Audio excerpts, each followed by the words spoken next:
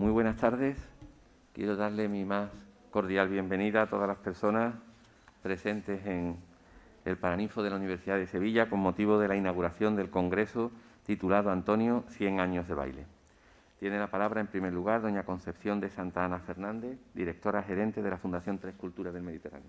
Doña Concepción.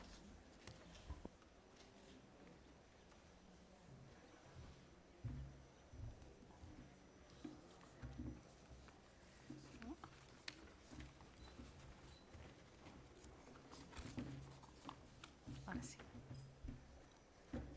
Muchas gracias. Buenos días a todos ustedes.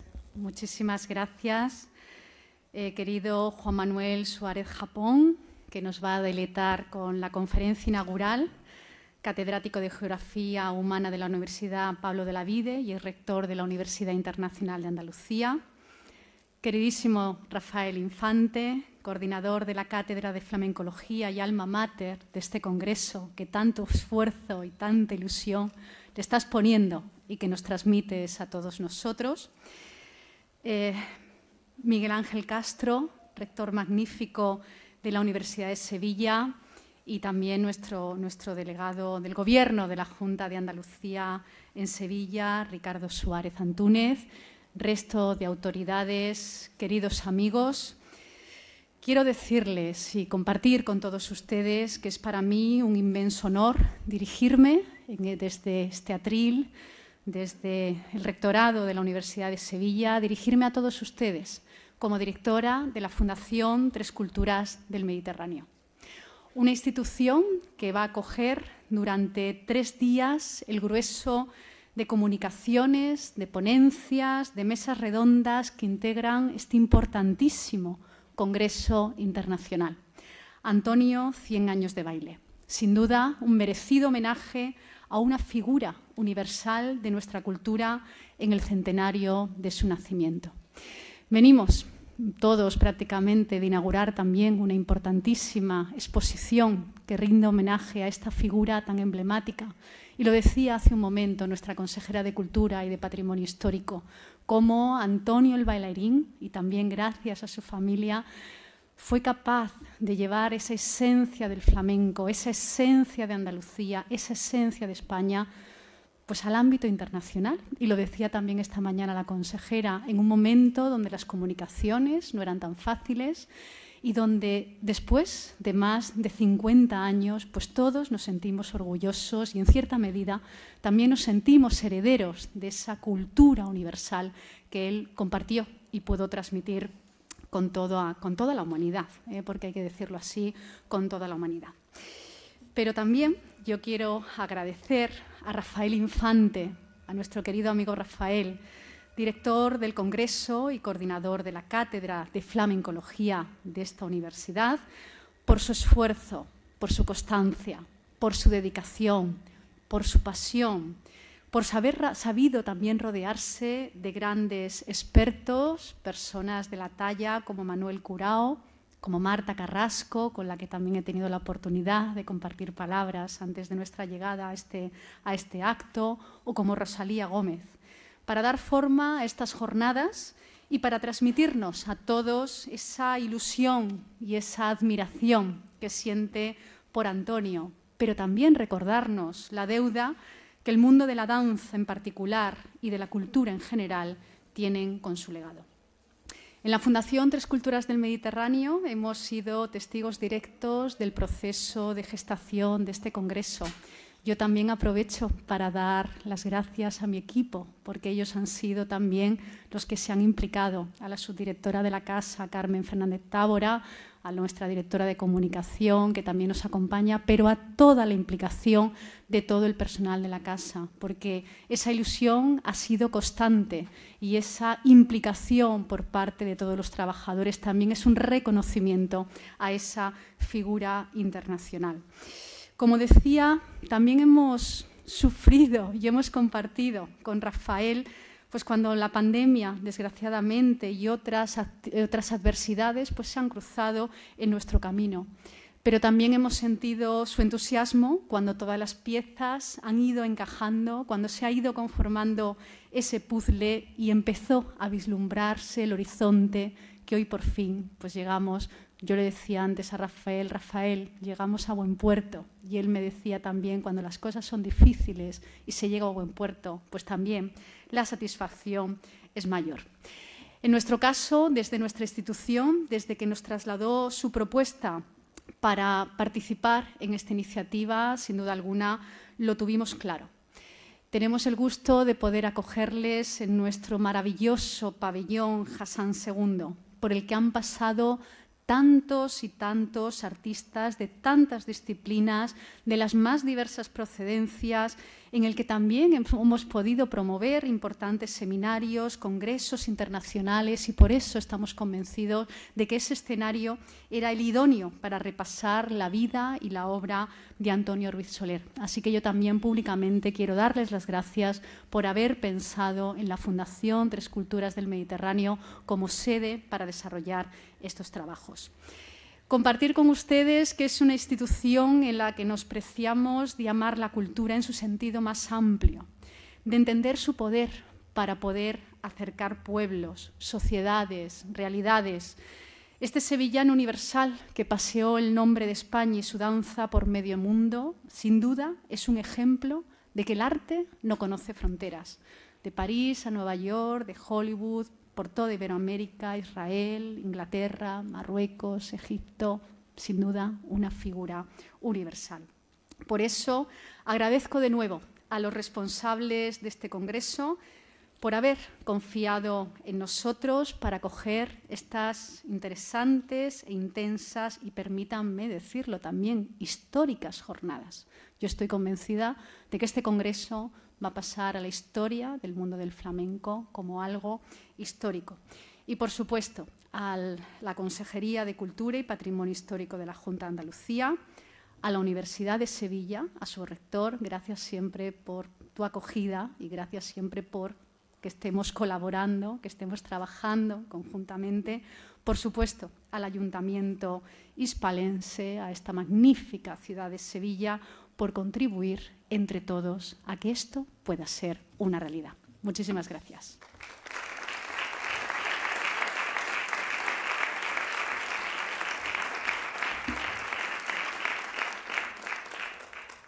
Muchísimas gracias a ti. Tiene a continuación la palabra el rector infante, don Rafael Infante Macías, quien desde el atril va a presentar al conferenciante.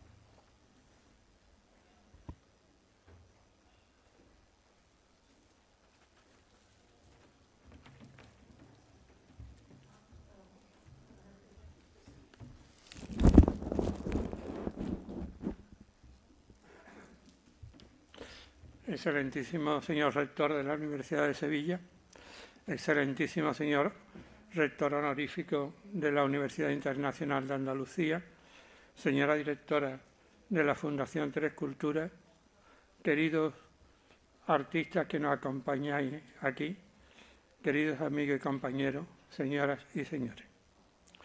Tengo ahora un sentimiento agridulce, pero centrémonos en lo dulce y dejemos lo agrio para otro momento y lugar. Y digo que es doblemente dulce porque se ve realizado un viejo sueño, el de celebrar un congreso para estudiar todo lo que aportó y también rendir honores a quien fue y sigue siendo el más alto exponente de la danza española, Antonio Ruiz Soler. Pero diciendo simplemente Antonio, todos sabemos a quién nos referimos. Y doblemente dulce porque tengo el privilegio de presentar a quien va a pronunciar la conferencia inaugural del Congreso, el profesor don Juan Manuel Suárez Japón. Y lo hace en el lugar más solemne de mi universidad.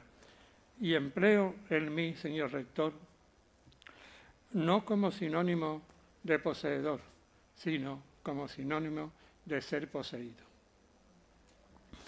El profesor don Juan Manuel Suárez Japón es catedrático de Geografía Humana.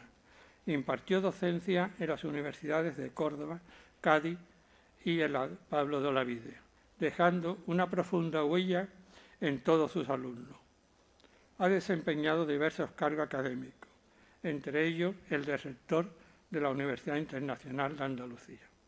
Es autor de una veintena de trabajos en su especialidad académica y autor de más de 20 libros, uno sobre su especialidad y otros dedicados al estudio del flamenco.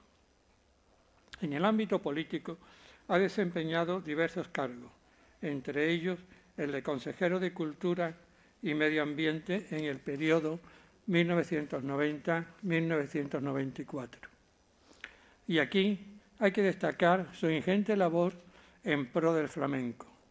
Basta recordar que bajo su gestión se creó la Compañía Andaluza de Danza, que posteriormente pasó a denominarse Ballet Flamenco de Andalucía. En 1967 se crea la Fundación Andaluza de Flamenco, estando integrada por la Junta de Andalucía, la Diputación de Cádiz, el Ayuntamiento de Jerez y la Caja de Ahorros de Jerez. El profesor Suárez Japón impulsó la transformación de esta fundación para que se integrara en 1993 como centro de la Junta, con el nombre de Centro Andaluz del Flamenco, hoy Centro Andaluz de Documentación del Flamenco. Así pues, su gestión se debe a la creación de dos pilares básicos para el desarrollo y difusión actual del flamenco. En el aspecto personal, es un hombre sencillo, amable, de fácil trato, de una gran cultura, que cuando ha desempeñado un cargo lo ha hecho con espíritu de servicio y de entrega al bien común. Resumiendo, es una gran persona. ¿Comprendéis por qué soy un privilegiado por tener la oportunidad de presentar en este Paraninfo al profesor Suárez Japón? Gracias, José Manuel, por todo el bien que nos ha hecho.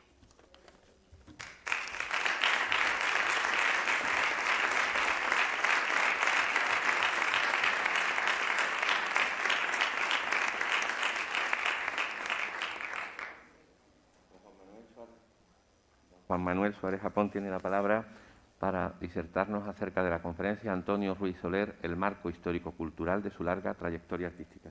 Querido rector.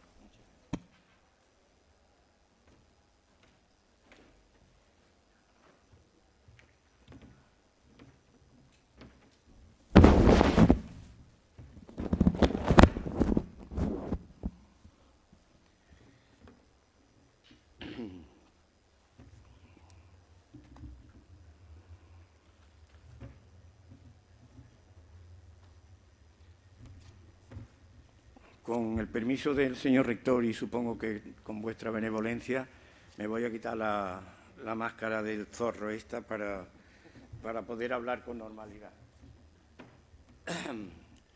El excelentísimo señor rector magnífico de la Universidad Hispalense, diré yo también como Rafael, de mi universidad, porque aunque he pasado por varias, nunca olvido cuando vengo a este centro que aquí, el año 79, por el deseo expreso de quien entonces era vicerrector de Ordenación Académica, don Luis Núñez Contreras, aquí defendí conseguir el título de doctor, lo cual es un privilegio que se explica por sí solo. Quiero, señora directora gerente de la Fundación de las Tres Culturas, delegado del Gobierno y querido amigo Isa Ojeda, mis pies y mis manos en todo lo que tenía que ver con cultura cuando andábamos en la internacional. Rafael Infante, debo decirles que me ha conmovido un poquito. Ya uno anda habituado a que te presenten y a que digan más o menos tu currículo y tal, pero cuando las palabras finales acerca de mi persona y tal salen de una persona como Rafael, sí me conmueven, porque él sí que es una gran persona, generosa, una persona que lleva detrás de él una trayectoria académica ejemplar y que cuando ha dejado atrás su actividad académica, como buen jerezano, se ha empezado a ocupar del flamenco. Y lo está haciendo como ustedes lo ven, entregándose a cambio de nada.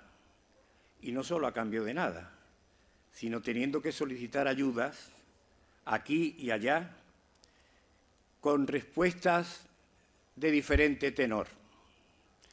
Yo muchas veces cuando Rafael me cuenta las dificultades que tiene para conseguir alguna ayuda para sus proyectos editoriales o la producción discográfica que está haciendo, siempre recuerdo eso de desgraciado de aquel que come pan de mano ajena, siempre mirando a la cara si la ponen mala o buena. Creo que con eso está dicho todo, Rafael. Muchas gracias por el esfuerzo que has hecho y el grupo de personas que te han ayudado. Y muchas gracias por ponerme aquí a tomar la palabra. Quiero confesarles que cuando me lo solicitó yo le dije una verdad. Yo no soy ni un biógrafo de Antonio, ni soy una persona que pueda ser calificado como un conocedor, como un experto. Tengo de Antonio Ruiz Soler conocimientos generales que son seguramente los mismos que tienen ustedes aquí. En algunos casos, y las estoy viendo por aquí cerquita y lo estoy viendo por aquí cerquita, muchos más. Pero entonces él me dijo que no, que lo que le interesaba era que como apertura de las sesiones de este congreso yo hiciera un poco una referencia en la que señalara los principales hitos de la vida de Antonio, pero al mismo tiempo estableciera un poco el marco social, cultural, económico, político de la España que le tocó vivir y también haciendo un hincapié en sus relaciones con el mundo del flamenco. Ese fue el encargo.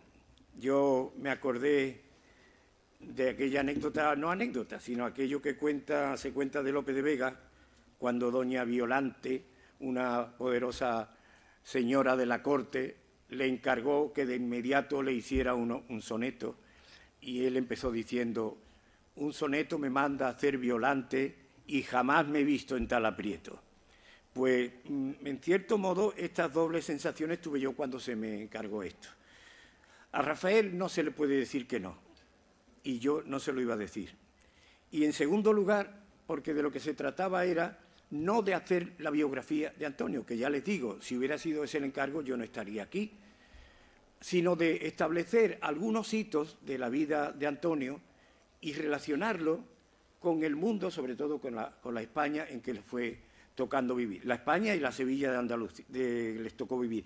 Y al final haré algunos comentarios sobre cómo se relacionó él con el flamenco estrictamente.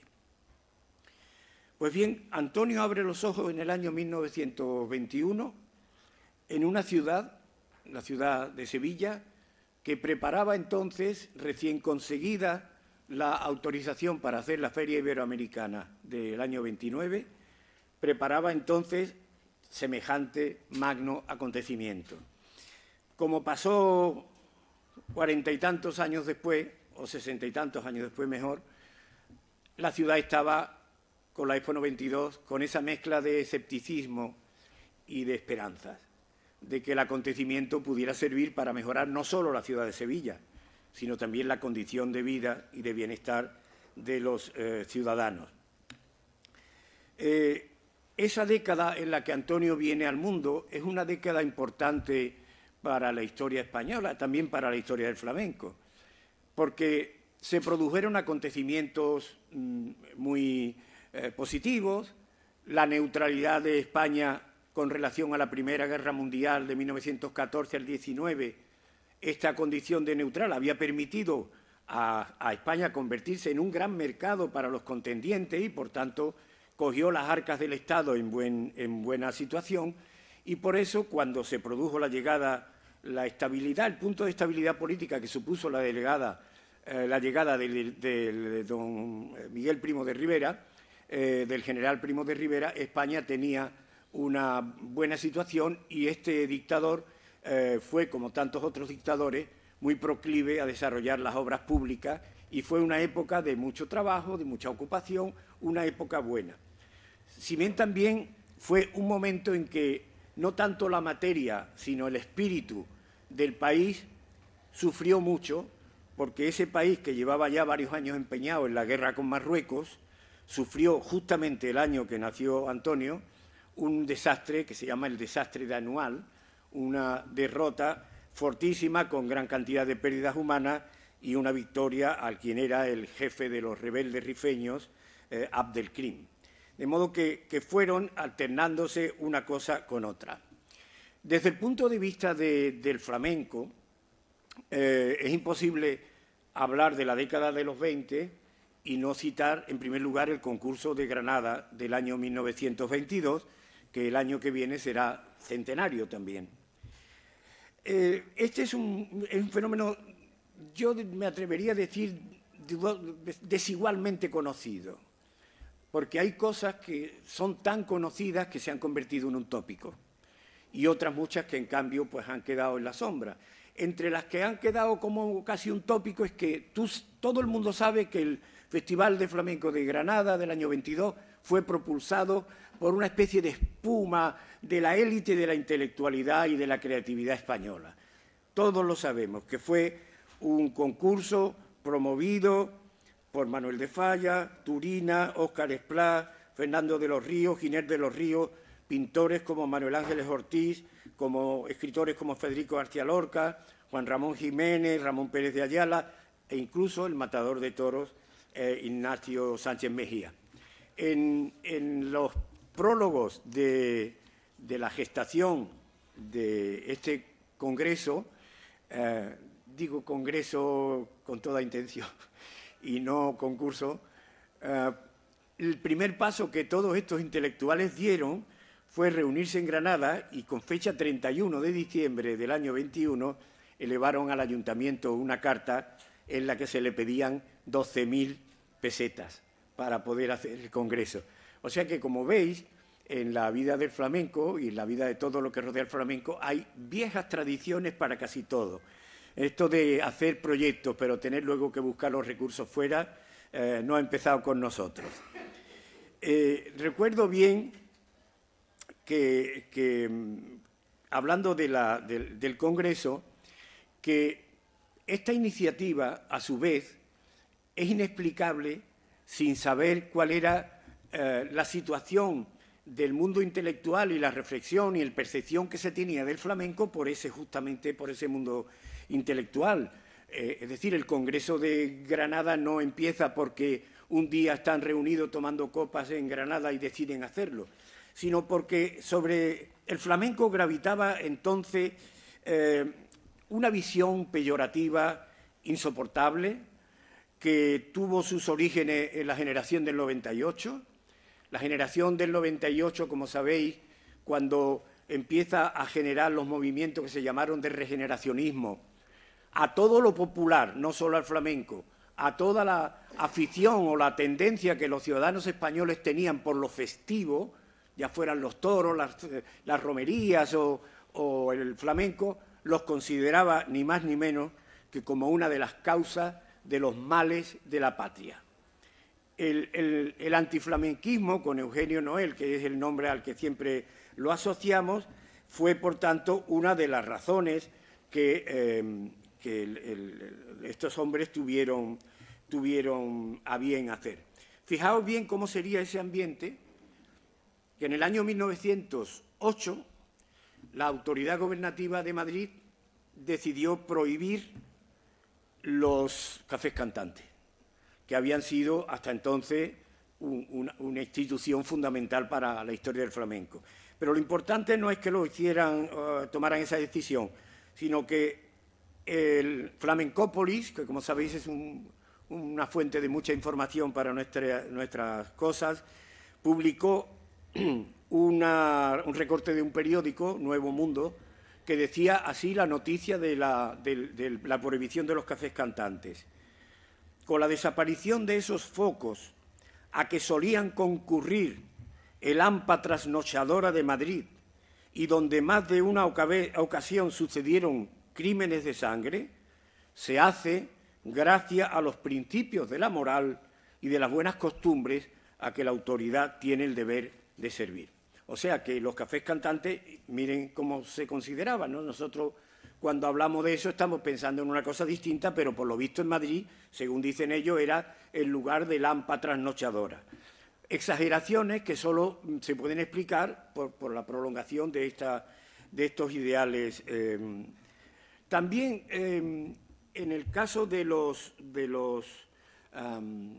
creadores o de los iniciadores de este congreso, había otro planteamiento que luego la historia y el tiempo que ha venido después ha comprobado que era falso. Todos estos intelectuales se habían dejado otra vez inducir por la idea de que el flamenco se moría, que era imposible que unas músicas eminentemente ligadas a un grupo étnico, como decía Antonio Machado Álvarez, del que los andaluces en general no tienen ni cabal conocimiento, que cuando estas músicas se pusieran en manos de profesionales acabarían desapareciendo. Porque como el propio Demófilo dejó escrita en las páginas iniciales de su conocido libro Colección de Cante, que se publicó en 1881, en el tabanco, el artista es el dueño, en el tabrao y en los cafés, el artista es un servidor de los gustos ajenos. De modo que también esto estaba en los organizadores del Congreso de Granada, hasta el extremo de que en las normas que rigieron ese concurso se prohibió la actuación de profesionales. Bien, lo cierto es, por tanto, que el Congreso tuvo mejor disposición que resultados, pero bueno, fue una voz de alarma de los males que podían en ese momento estar cayendo sobre el flamenco.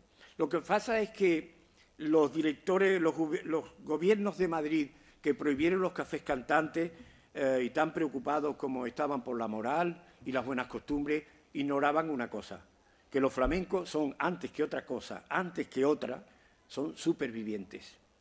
Supervivientes a las dificultades, supervivientes a la incomprensión, supervivientes a las persecuciones, y han sobrevivido a todas. La prueba está que la ley de prohibición de los cafés cantantes es de 1908, y en 1911, 3 años después, abre sus puertas en Madrid un colmao, como se llamó entonces a esta especie de centro que sirvieron de nexo entre los cafés cantantes y los tablaos, el colmao de Villarrosa, en el año 1911. Es decir, 3 años después, los flamencos habían encontrado una salida para eso. Y otro que encontró una salida fue un promotor, un empresario flamenco, que fue Bedrines, que trató de aceptar una norma que se le imponía, y es que el flamenco se le incluía dentro del mundo genérico de las variedades.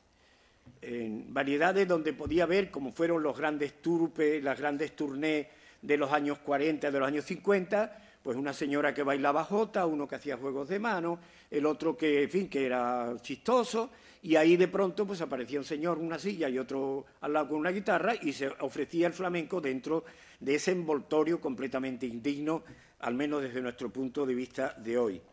Y además, los espectáculos de variedades pagaban un impuesto del 15%, mientras que los espectáculos de la ópera, de la alta cultura, pagaban, me parece que un 3%. Y Bedrines encontró una salida de superviviente, que fue empezar a anunciar al flamenco como la ópera flamenca, para conseguir esa truculencia de empezar pagando menos. Y esa ópera flamenca, planteada así, sirvió como un marco de continuidad a la vida de Antonio prácticamente desde que él se vino el año 49 de América. Es lo que encuentra en la España de la posguerra junto a otros elementos.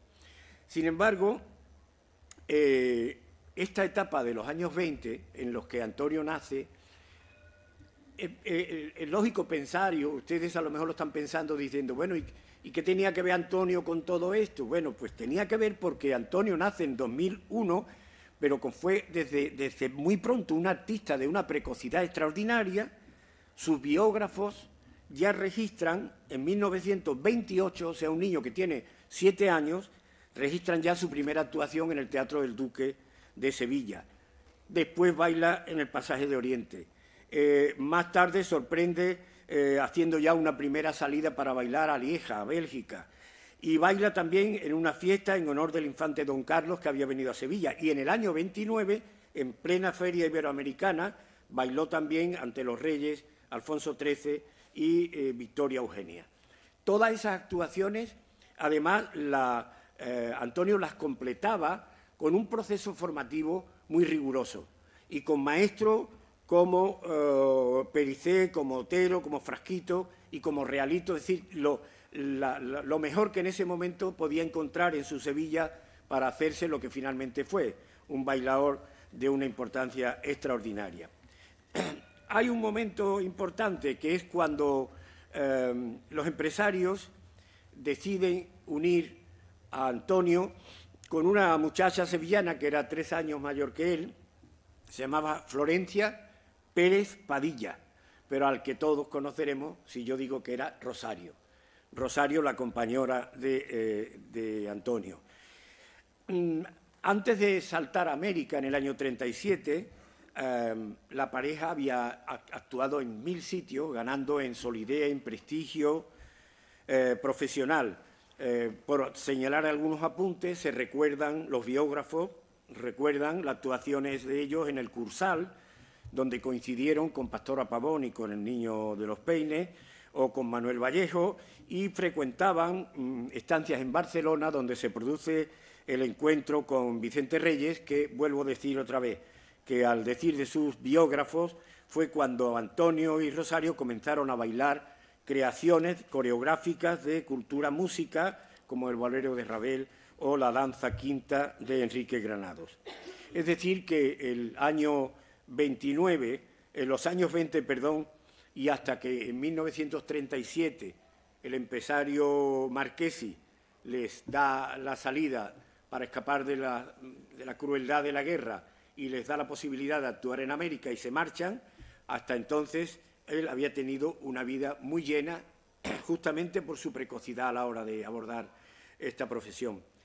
Desde el punto de vista de la realidad flamenca, estos años 20 y lo que fue luego su prolongación en la posguerra, es la ópera flamenca, es también otro momento, yo creo, poco conocido. Y quizá también podré decir, no sé, alguno de quienes estáis aquí con toda seguridad, con mayor conocimiento que yo, podrá o no entender lo que quiero decir.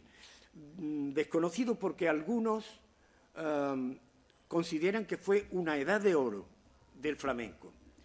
Pero, por otro lado, era menos dorada cuando se analiza el modo en que el flamenco debía ser ofrecido a los públicos y, sobre todo, el absoluto olvido que durante todas esas décadas las instituciones públicas, de gobierno, de universidades y de la academia en general, estuvieron sometiendo al propio flamenco. Es decir, ¿por qué algunos autores dicen que esta fue una edad de oro? Pues es bastante sencillo.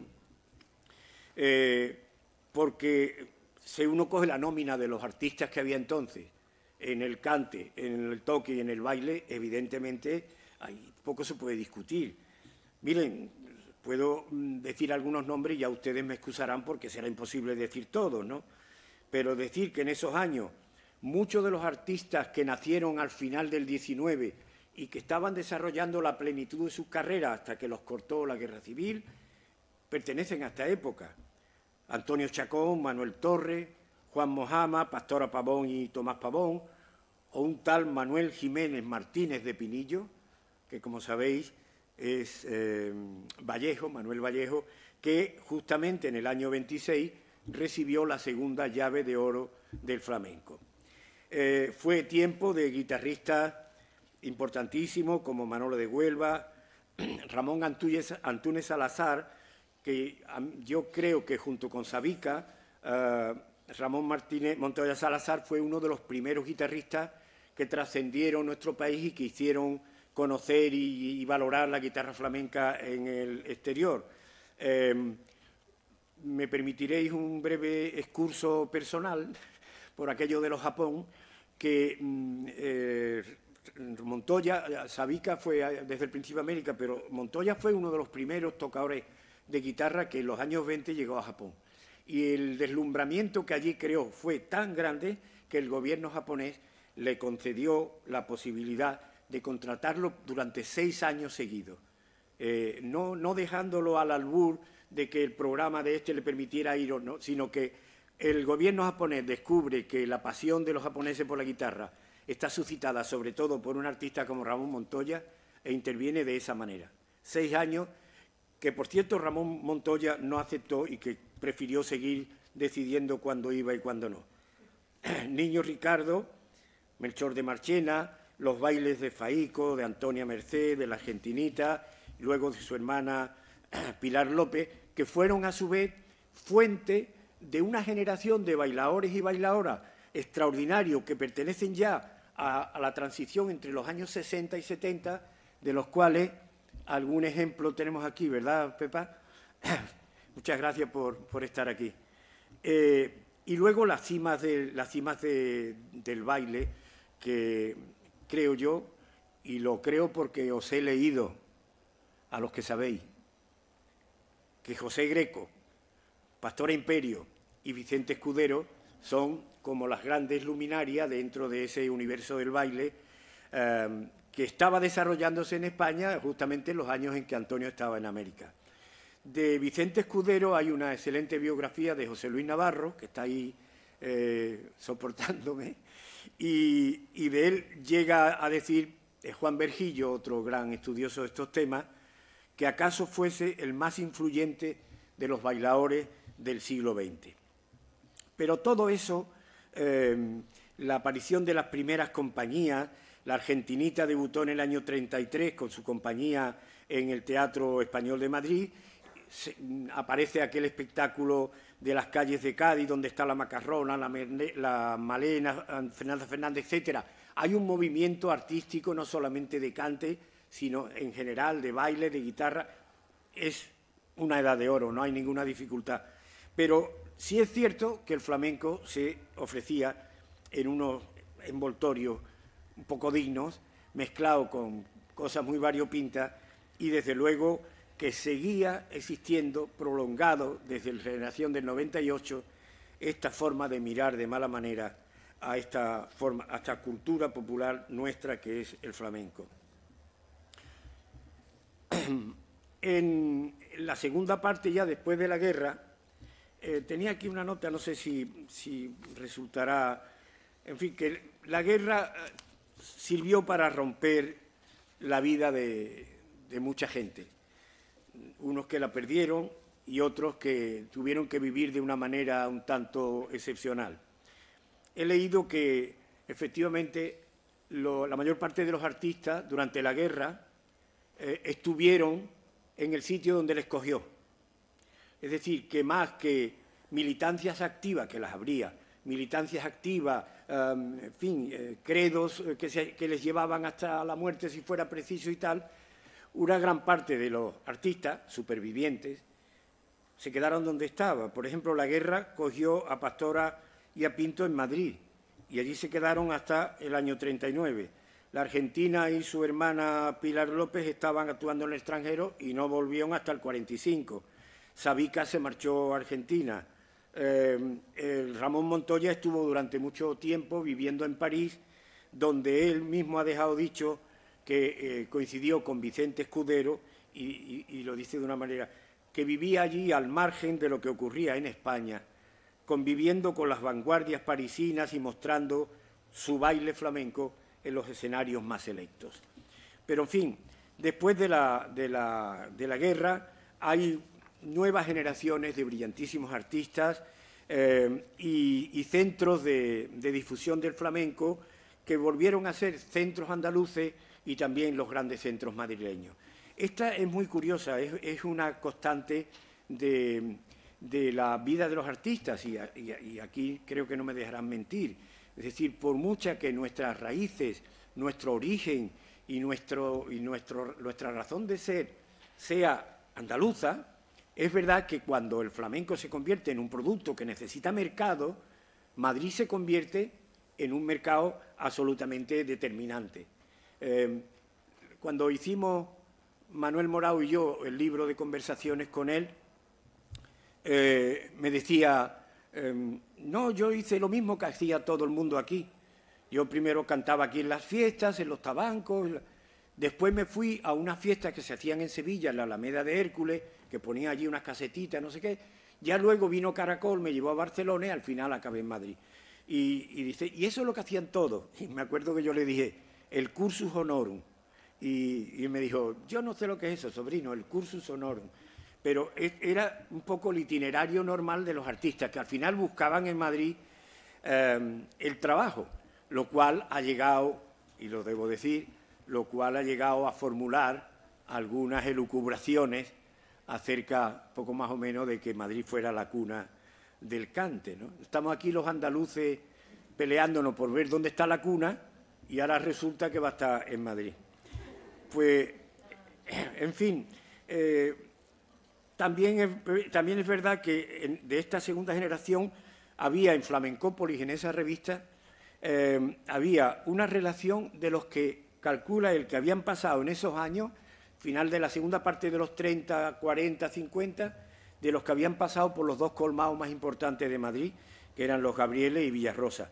Y la lista es tan larga que, para no cansarles mucho, yo les pediría su benevolencia para no leerlo, ¿no? Lo cierto y la síntesis de esto que estoy diciendo es que, aunque no se pueda decir que todo lo que había en esos años era flamenco, lo cierto es que el flamenco gozaba de una buena salud por la cantidad de artistas que había, aunque esos artistas no tuvieran ni el grado de reconocimiento ni el grado de, en fin, de poder sobrevivir que luego afortunadamente ha venido. Bueno, lejos de todo esto andaba Antonio Ruiz Soler, que desde el año 1937 está por tierras americanas. Ha llegado allí muy joven, tiene solo 16 años, pero enseguida empieza a moverse por aquellos territorios y enseguida también le acompaña a una aureola enorme de éxitos. En el mismo año 37 en que acababa de llegar a Argentina, ya actúa en el Teatro Maravilla de Buenos Aires. 2 años después de estar en Argentina es reclamado ya para que vaya a trabajar a Estados Unidos. Está en las salas del Guardo de las Astorias durante 7 años. Viaja a Hollywood, donde hace sus primeras experiencias cinematográficas. Y, en definitiva, incluso ya en el tiempo inmediatamente anterior a su regreso a España, en el 49, en el 43 había estado actuando en Carnegie Hall, que es otro de los centros de arte del mundo, y en México había bailado en el año 46 el zapateado de Sarasate, que luego será una de las coreografías o de las actuaciones o de esas cosas que se asimilan a los repertorios de Antonio toda la vida. Cuando Antonio viene, pues se encuentra aquí un país que mostraba por todas partes las lacras de una guerra tan terrible, en la que los artistas en general vivieron como pudieron. Y, sin embargo, él se adoptó pronto y desde Madrid pues, empezó a actuar por toda España e inició lo que en algunos biógrafos llaman la etapa europea, porque es verdad que él estuvo viajando desde Francia hasta Rusia, desde Tánger hasta Alemania, y que prácticamente el mundo donde se movió fue de esa época. Sobre todo desde que se produce a su vuelta la separación de la pareja. Y Antonio comienza ya a actuar por sí solo. Y en el 53, como diré en un momento, en el 52 es cuando se separa de Rosario y crea ya su propia compañía, y esa compañía actúa por primera vez en el año 53 en los festivales de música y danza de Granada.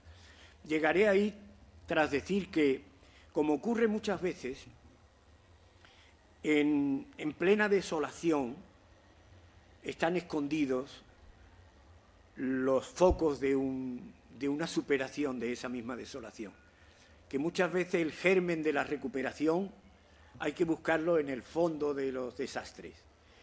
Y eso pienso yo que ocurrió aquí en los años 50, porque en los años 40 que vivimos esta dialéctica inacabable de la ópera, etcétera, a pesar de los grandísimos artistas que estaban ahí, Yo, que tengo ya una edad, recuerdo las trupes esas cuando llegaban a mi pueblo, y yo iba en los teatros de verano, y allí había esto, la que bailaba la jota, la que bailaba el prestidigitador, el que hacía chistes, y luego salía a cantar flamenco, pero esos flamencos eran Juan Valderrama, era Canaleja, eran gente de muy primer nivel, Caracol, que yo lo vi alguna vez en espectáculos de ese tipo. Pero un tiempo nuevo empieza a alumbrar en los años 50. Primero empieza a ser nuevo para el país, para nosotros, porque hasta el año 53 España, el gobierno triunfador de la Guerra Civil, era un gobierno sin reconocimiento internacional. Por tanto, gran mérito tenían los artistas españoles que eran capaces de salir a países donde no había reconocimientos mutuos diplomáticos. Pero en el año 53 se produce la firma de los acuerdos de Estados Unidos y España, los acuerdos de cooperación hispanoamericana, que supusieron muchas cosas. Primero, que tengamos aquí bases americanas. Segundo, que ellos nos iban a surtir de elementos que nos faltaban. Aquí, en los años de la autarquía, el único alimento que entraba de fuera era el trigo y la carne que venía de Argentina, de la Argentina de Perón. Por los americanos empezó a llegar un producto que llegó como un jolgorio a las escuelas y a los colegios, que era la leche en polvo. No sé si la recordáis los que tenemos ya una edad, ¿no? Eran unos intentos de mejora de nuestras condiciones materiales, quizá por mala conciencia, porque ellos inundaron de dólares a la Europa derrotada en la Segunda Guerra Mundial con el Plan Marshall, pero ese Plan Marshall, como estaba en la maravillosa película que todos conocemos, no pasó por aquí. Ahora, sí hay un dato importante de este acuerdo, y es que gracias al padrinazgo de Estados Unidos, España fue aceptada en el 58 como miembro de Naciones Unidas. Y, por tanto, detrás de eso empezaron a llegar todos los reconocimientos. Estos reconocimientos de los demás países empezaron, lógicamente, a tener una relación más fiable de España, porque los Estados Unidos obligaron, para que España tuviera esa relación, obligaron a cumplir aquí un plan de estabilización económica, de evaluación de la moneda, dificultad, una migración de miles y miles y miles que se tuvieron que ir porque la situación era irrespirable, pero cuando España ve aprobado en el Fondo Monetario Internacional y en todos sitios el plan de estabilización, la gente empieza a fiarse. Y entonces empieza a venir el capital internacional y empiezan a venir las remesas de los inmigrantes, y con todo eso, a principios de los años 60, el Estado, el país, empieza a tener los planes de desarrollo económico y social que claramente mejoraron, y mejoraron muchísimo, la situación de nuestra tierra. Pero eso es, digamos, el macromarco de la política general y de la situación de España que encuentra Antonio cuando viene aquí. Pero había más cosas, porque ya el año 56 nacieron los concursos nacionales de cante de Córdoba, que fueron ya una primera señal de que estaba en marcha un proceso de regeneración del flamenco basado en otros criterios que no fueran lo puramente comercial y con una valoración, a lo mejor se puede decir sobrevaloración de lo antiguo, pero era otra cosa. Sobre los congresos de Córdoba hay un excelente estudio de Agustín Gómez que les recomiendo que lean porque da una grandísima información. Y en ese libro aparece ya también otras de las polémicas que se generaron en todos estos años 60 y 70, el flamenquismo, el gitanismo y el no gitanismo. Ahí en el libro de Agustín Gómez se llega a decir que en el tercero de los concursos, que es cuando va la Niña de los Peines, Juan Talega, van la Fernanda y tal y cual, llega él a decir que fue la invasión, así como si fueran los extraterrestres, la invasión de los gitanos de Andalucía al concurso de Córdoba. Nació allí, con todas sus características, una polémica que conocemos bien. Y allí nació también una hegemonía circunstancial, casual, buscada, entregada, como queráis, pero una hegemonía que llevó durante esas décadas y hasta su muerte Antonio Cruz, Antonio Mairena, que fue otorgado en el 62, le dan también la medalla de oro, y que alrededor de él, alrededor de Antonio Mairena y de los concursos de Mairena, floreció luego una cantidad de artistas, especialmente cantaores, de un valor extraordinario, Ustedes comprenderán que no puedo ahora entrar en más detalle.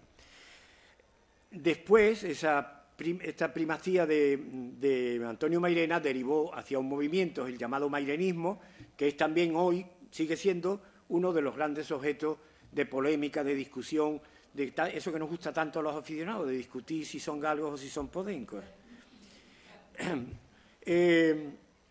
Influyó mucho el hecho de que ya en los 60 empiezan a funcionar en España las primeras industrias discográficas. Permitió a muchos de esos artistas dejar constancia en grabaciones más allá de aquellos precedentes de los cilindros y tal, y permitió también que se hicieran las primeras antologías de los cantes, las primeras antologías que sistematizaban la colección de cantes y tal. Hubo varias, me parece que Perico del Lunar era uno de ellos, la otra se hizo con la coordinación de Caballero Bonal, pero en fin, lo mejor es que se hizo un intento de sintetizar todo el árbol y la cantidad de cantes, grabándolo y dejándolo ahí para el futuro. Y cerca de esto estaba la radiofonía. Se empezaba entonces a dedicar programas de radio al flamenco. Yo aprovecho para recordar aquí a Miguel Acal, que era él y el café de media tarde que me subía mi madre al estudio, eran casi compañeros diarios cuando yo le oía sus programas de radio.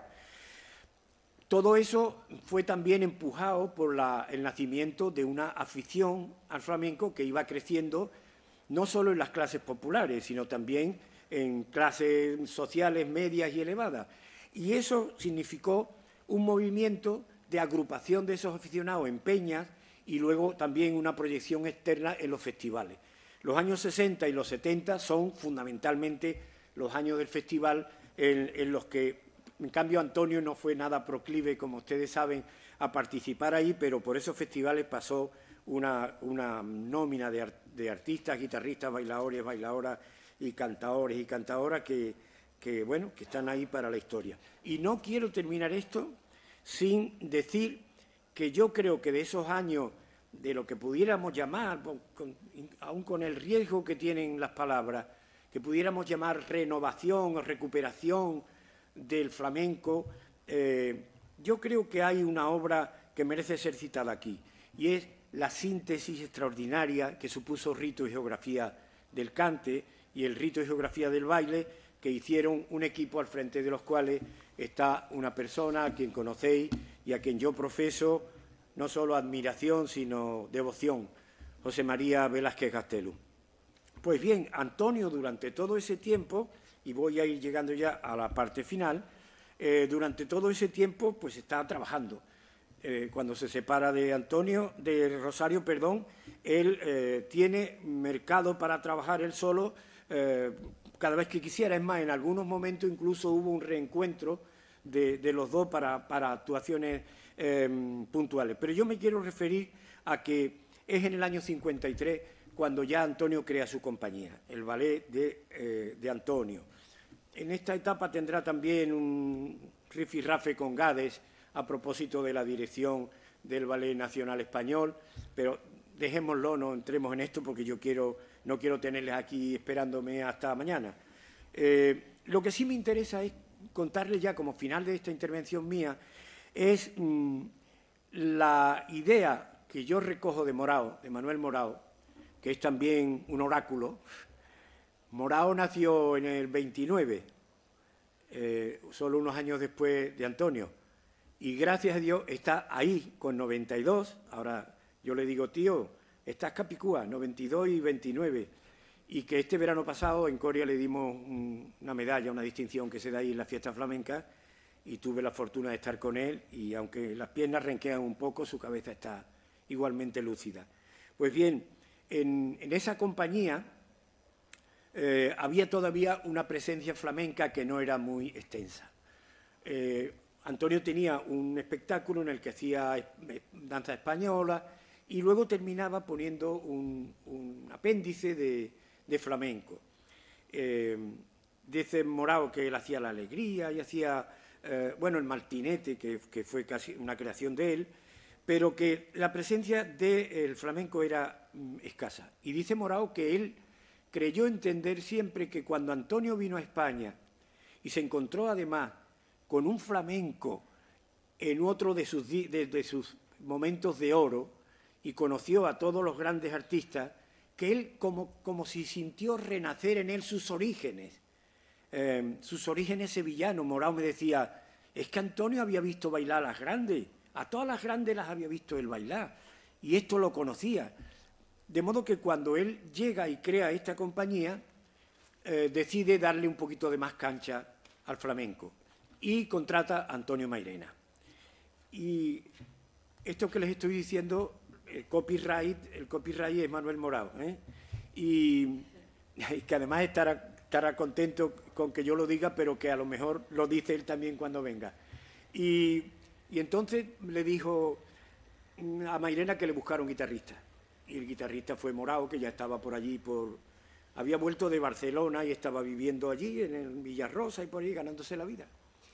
Y Morao le dijo que sí, pero cuando llegó el día, le dijo a Antonio Mairena, mira, es que va a tener que hacer una prueba antes, una audición.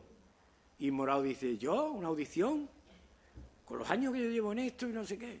Y Mairena le volvería a decir, anda, pero si tú vas a salir, tú no ves que Antonio se va a fiar de lo que yo diga. Total, que Antonio, Morao, decidió aceptar, y miren cómo lo cuenta.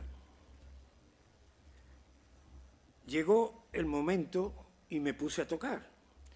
Mairena estuvo cantando y hasta Antonio, después de un rato en que estuvo atento a todo lo que yo hacía, salió bailando. Recuerdo que le toqué por bulería, que era algo que me salía a mí de manera espontánea.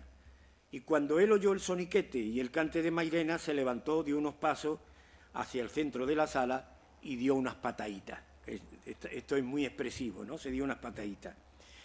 Él dice que buena parte de eso ocurría porque Antonio no conocía bien el flamenco. Y termino con un breve relato de esta relación de Antonio, de las muchas que me contó y que están en el libro.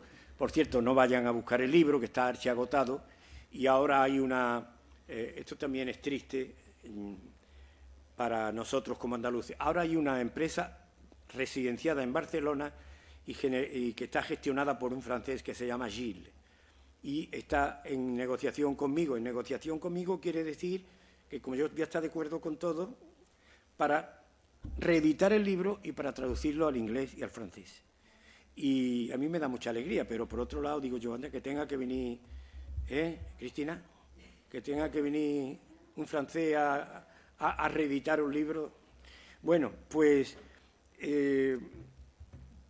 un relato digo de esta parte. Dice Morao, al principio montó con Mairena y conmigo la caña. Así era como se anunciaba, aunque Mairena en realidad lo que le cantaba era el polo. Aquella caña la montábamos Mairena y yo, y cuando ya estaba hecho y sabíamos que funcionaría, al bailarín se le ocurrió añadir otros dos guitarristas. Antonio era así, quería que todo fuese grandioso, más escénico, y que un cantao y un guitarrista era muy poca cosa. De los tres guitarristas yo llevaba la voz, dice Morao, pero tocar así es muy difícil. Muchas veces veía que no se podía tirar de los otros y meterlo en mi compás. Lo cierto es que aquello salía fatal. Y llegó un día en que se produjo un desaguisado y durante la actuación Antonio se perdió. Se fue por la vía Tarifa. Dice Morao, Antonio se dio cuenta enseguida. ¿Cómo no se iba a dar cuenta si él bailaba muy bien y tenía muchos conocimientos? Y dice, no solo en cuanto llegaba dice, él tenía muchos conocimientos, pero no tanto en flamenco y por eso se fiaba de Mairena y de mí. En fin, que aquel día bailando se perdió. Yo trataba de echarle mano, cantaba, cambiaba el ritmo, hacía todo lo que podía. Eso te habrá pasado 20 veces, ¿no, Ricardo? Hacía todo lo que podía, porque me daba cuenta de que aquello iba mal y se perdía. Cuando se acabó, en los pasillos del camerino, se vino para mí con muy malos modos y me dijo: Manuel, ¿qué ha pasado ahí? Me armé de valor y le dije: ¿Qué ha pasado? Pues que te has perdido. Y no te he podido coger todas las veces que ha hecho falta. Se quedó callado mirándome, yo esperando que reaccionara. Debió ser aquel uno de los segundos más largos de mi vida, y rompiendo el silencio y sosteniéndome la mirada, yo le dije: además, Antonio, tú lo sabes. No dijo nada, dio media vuelta y se fue. Al día siguiente vino Antonio a verme, prosigue Morao, y me dijo, ya en un tono complaciente diferente del día anterior: Manuel, ¿y cómo podía arreglarse este asunto? Y yo le dije: tiene muy fácil arreglo. Morao se sintió entonces revestido del poder y le dijo: tú eres un artista de una dimensión y una enjundia tal que tú bailando con Mairena y conmigo tienes bastante. Con nosotros te puedes ir suelto mano, improvisa lo que quieras, que nosotros te seguiremos. Tú eres un artista capaz de eso y demás. Tú sabes que el flamenco es otra cosa, que es al mismo tiempo fácil para el que lo domina que imposible para el que no lo domina. Así que la situación está claro. Yo toco, Mairena canta y tú bailas. Antonio se quedó pensativo, se marchó sin decir nada, pero a partir de entonces se hizo siempre así. Y salía maravillosamente. Dice Morao: ¿cómo no iba a salir si Antonio bailaba maravillosamente y era un artista genial? Antonio era un artista genial. Palabra de Morao. Amén.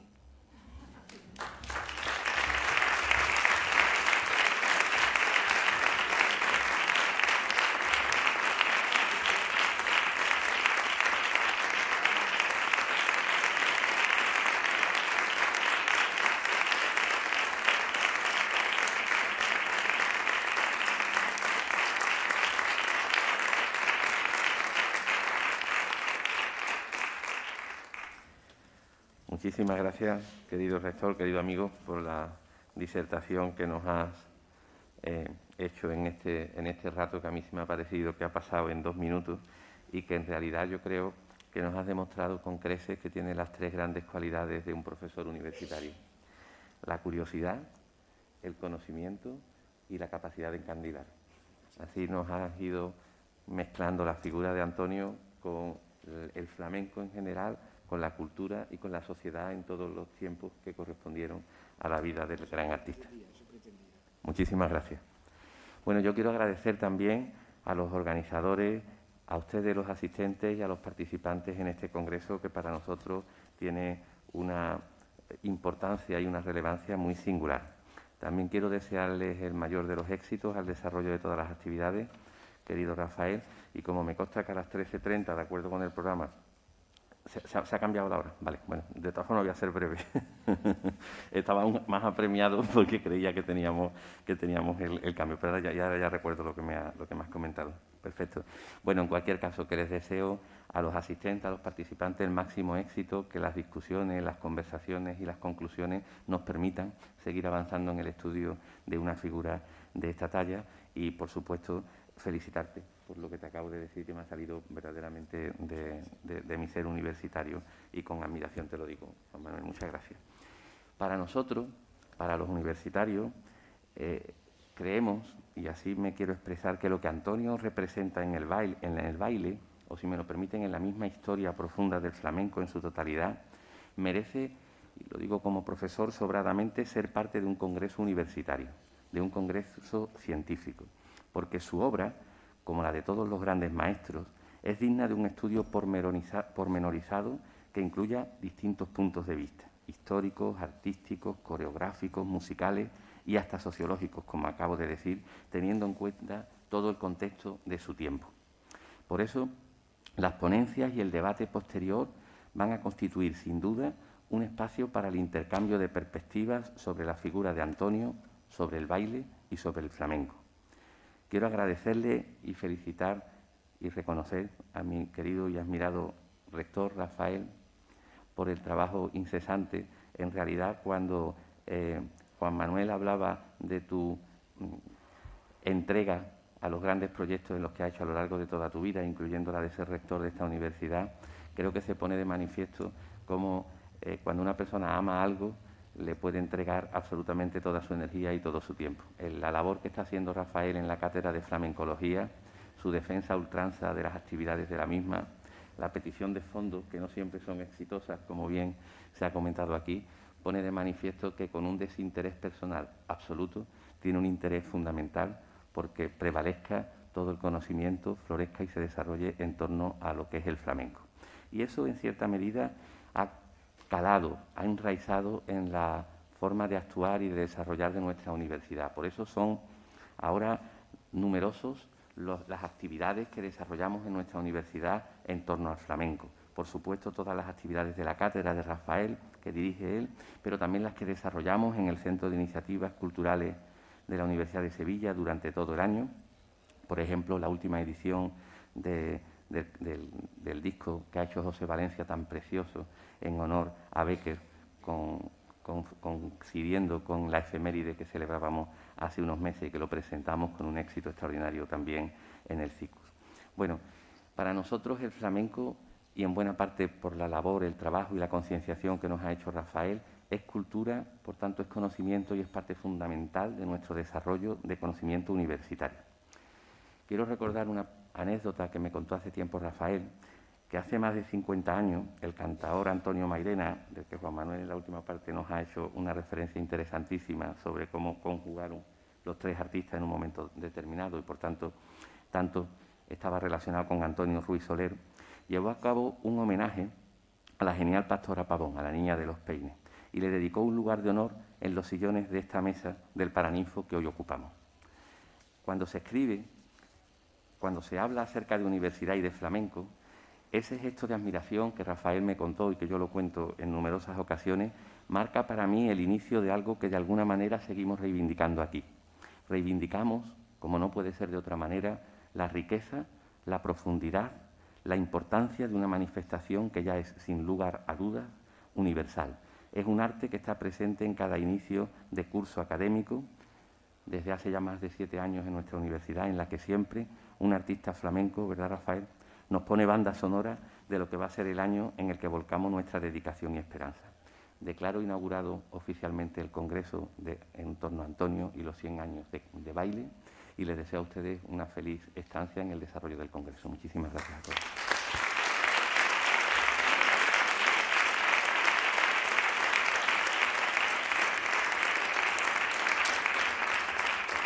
Muchas gracias. Se levanta la sesión.